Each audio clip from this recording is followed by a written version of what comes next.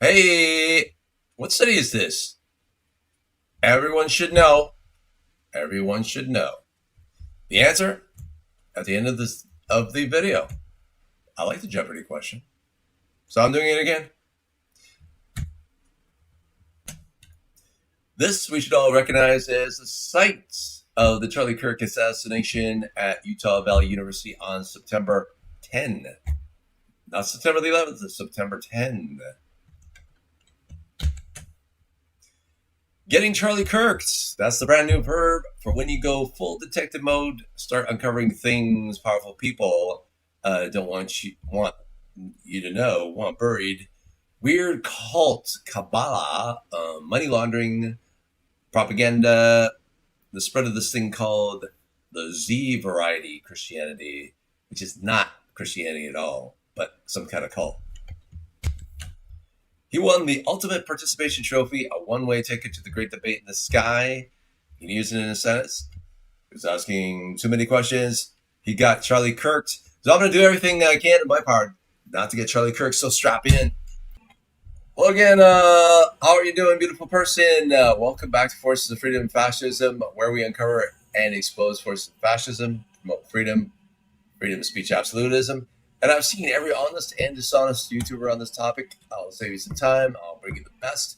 And here's what I'm going to say right out of the gate, plainly, no hedging. The assassination of Charlie Kirk was carried out by a coordinated team, not a lone trans furry lover with a grudge.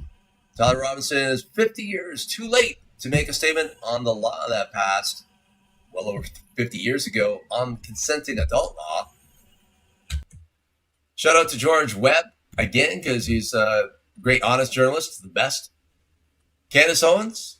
I was the biggest defender of Candace during the anti-Candace campaign on X Twitter. I'm going to show you I was posting things like this. Yeah, that guy being blasted out of a cannon. That's supposed to be Dinesh D'Souza, because he actually has become, unfortunately, some kind of a paid propagandist. Definitely a paid propagandist, Dinesh D'Souza. I just like him because he put out that, even spoke about him, the 2,000 Mules about the 2016 election. But anyway, he's now a paid propagandist. That's what he's supposed to, the guy getting blasted out of a cannon. Anyway, this is, wow, right? Utah Valley University, Candace Owens. I'll just put something on the bottom here about when you were in a world of whatever. Anyway, there's a caption underneath. In a world of lies, the only one speaking the truth. But anyway, yeah. However, I don't know what's going on now. Anyway, it's George, top guy. In his video, it's pretty revealing, but I don't know why I phrased it this way, but it says underneath this video, I said, well, I don't agree 100%, because he's talking about the oil industry as a partial answer. So many people are involved in all of this. And this is a key point right here. Let's read this carefully. We got Laundry Cycle USA, XYZ Agency, IBF, the MIC, the Dem Reps, Palestine. They're all partial answers. That's a lot of people there I just mentioned. There are many industries. Why did they act so evil, Lying, covering up, deception, propaganda, mass murder. Yeah. And then there's 1,000 pastors trained by who? And teaching what? It's quite a thing to think about it there. What's it all about? Is this some kind of could be a one big cult? It's possible. So the courtyard. Check out these photos of the UVU Courtyard. This is exactly where the assassination happened, and this is from the top down. And what does this look like to you? Let's think about this one. So this courtyard doesn't speak in open symbols. It speaks in code. 9 visible points in one hidden axis. a 9+1 pattern. +1, 911. It echoes the menorah of the mystery religion, the kind of occult map only the initiated are meant to understand. Its architecture as ritual geometry and silent liturgy. So what does this look like to you?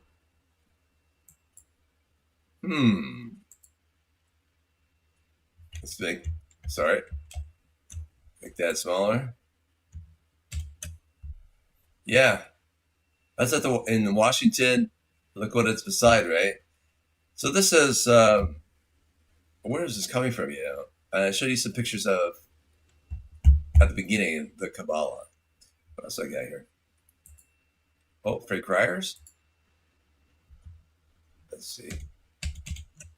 And we got it again. And we have it again. That's it, right? Yeah, we got it again.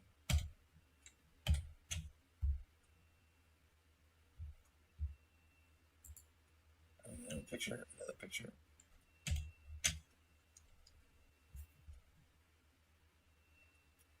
Beautiful. This is the exact thing that the Old Testament has warned not to do. Yet, they call this Jewish mysticism. And I can't be being anti-Semitic. This is what the Old Testament has warned not to do. This is the Kabbalah, or the Tree of Life. So it's like saying Christian witchcraft, two completely incompatible ideas put together. What it is, ritual magic or contact with fallen angels. Kabbalah, the same as the Tree of Life, gives you everything except life. There's a price to pay if you get anything at all. Huge price. Ritual magic, as you know, involves sacrifice of virgins and blood. So the Bible has a name for this kind of hidden spiritual system. And upon her forehead was a name written, Mystery Babylon the Great, the mother of harlots and abominations of the earth. Revelation 17:5. This is not just a city, it is a religious matrix, a mystery network that dresses itself in beauty while trafficking in blood and deception. And we are told how to respond. Ephesians 5:11. And have no fellowship with the unfruitful works of darkness, but rather reprove them.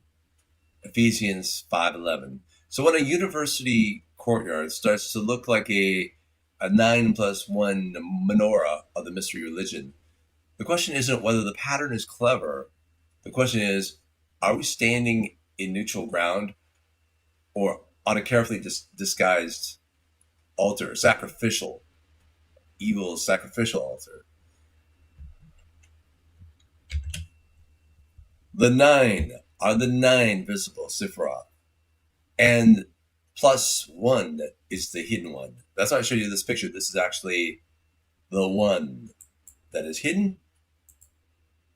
Okay, so the bottom is earth, called Malkuth. Don't read anything on the screen. It's okay, funny but serious. So above is 9 Sefirot, and the hidden one. Altogether, 11. 9 plus the 1 hidden, plus the other one, which is earth, Malkuth. 911, 911, 911. This is what it symbolizes. Right here. Right here. Forces. The same people love ritual numbers, like Kash Patel's 33, 33, 33. Same cult who brought you September the 11th, 2001, brought you September the 10th, 2025. September the 11th, 2001.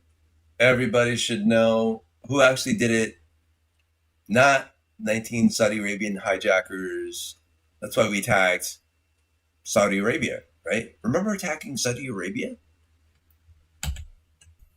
I'll let you take a look at this a couple minutes. Most people should really know who did it by now, right? Just for those who missed it, there could be persons that missed, and there are. 911 propaganda used to spread Muslim hate to continue attacking their countries for oil. Iran is in the news currently. So we're going to play. Let's go. I love this little notes that they put down here. It was widely reported that men had been celebrating the attack after recording the first plane strike. They were not Al-Qaeda, but they were detained. I grabbed my binoculars and I could see the towers from my window. And this is where, I'm looking. And all of a sudden, down there, I see this van parked. And I see three guys on top of the van. And I could see that they were like happy. They didn't look shocked to me. They didn't look shocked. There was a group of Israelis, some of whom later were revealed as Mossad assets, who were arrested after cheering and high-fiving and videotaping the crash of the airplanes into the World Trade Towers. Several other men were detained after a van full of explosives was stopped outside of Manhattan. Earlier, we had heard that an FBI... All right, listen to this part. Released. The men who were detained due to the report they were taping the first plane crash and then celebrating and joking about it actually went on television and admitted it was their job to record the attack. Let it slip out. And at that point, we were taken for another round of questioning, this time related to our allegedly being members of Mossad. The fact of the matter is, we are coming from a country that experiences terror daily. Our purpose was to document the event. How could they have known about the attack? How do you know this? We were there to record the event. That's a definite mess up.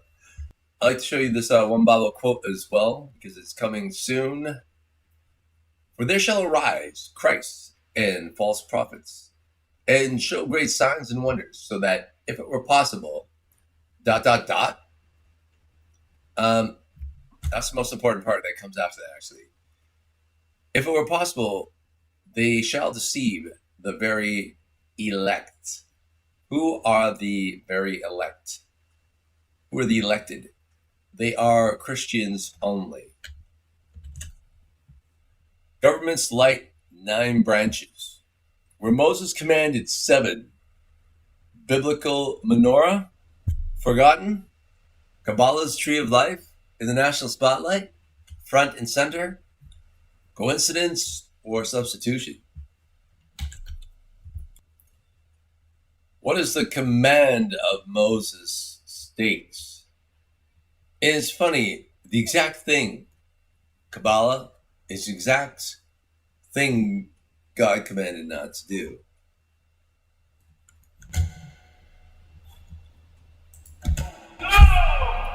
It's louder.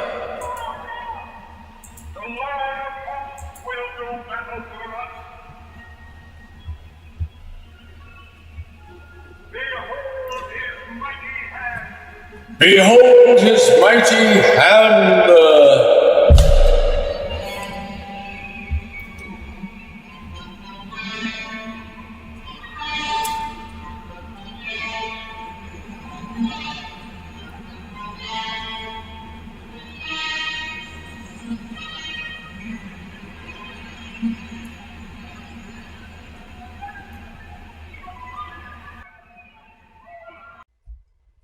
So what is the commandment of Moses?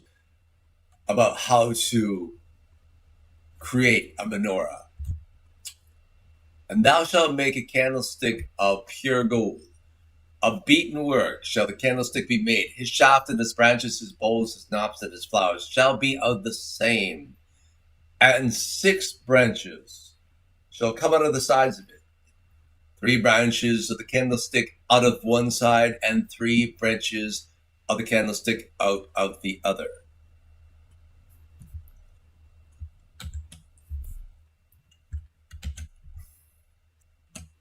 At the Washington Monument, an Egyptian monolith.